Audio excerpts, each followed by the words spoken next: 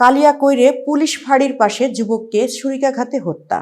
গাজীপুরের কালিয়াকৈর উপজেলার একটি পুলিশ ফাঁড়ির পাশে এক যুবককে ছুরিকাঘাতে হত্যা করেছে দুর্বৃত্তরা। আজ বৃহস্পতিবার ভোর 5:30টার দিকে ঢাকা-টাঙ্গাইল মহাসড়ক সংলগ্ন মৌচাক পুলিশ ফাঁড়ির পশ্চিম পাশে হানিফ স্পিনিং মিলের সামনে এ ঘটনা ঘটে। নিহত যুবকের নাম তাজবির হোসেন ওরফে শিহাব 25।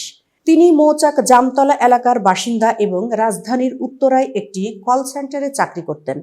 পুলিশ ও কয়েকজন স্থানীয় বাসিন্দা জানান, উত্তরায় কাজে যাওয়ার জন্য ভোর 5:30টার দিকে মৌচাক বাসস্ট্যান্ডের দিকে যাচ্ছিলেন তাজবির।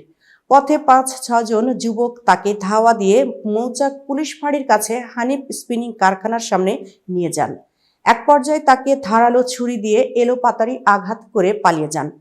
খবর পেয়ে সকাল 7টার দিকে পুলিশ ঘটনাস্থলে গিয়ে তাজবিরকে উদ্ধার করে শহীদ তাজউদ্দিন আহমেদ মেডিকেল কলেজ হাসপাতালে পাঠায়।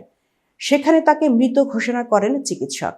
এ ঘটনার প্রত্যক্ষদর্শী ও হানিফ স্পিনিং কারখানা নিরাপত্তা কর্মী আব্দুর রাজ্জাক বলেন, 5 জন যুবক ধারালো অস্ত্র দিয়ে মৌচাক মাজার রোডের মাথা থেকে তাজবিরকে ধাওয়া দিয়ে পুলিশ ফাঁড়ির পশ্চিম দিকে হানিফ স্পিনিং এর গেটের সামনে পর্যন্ত নিয়ে যান।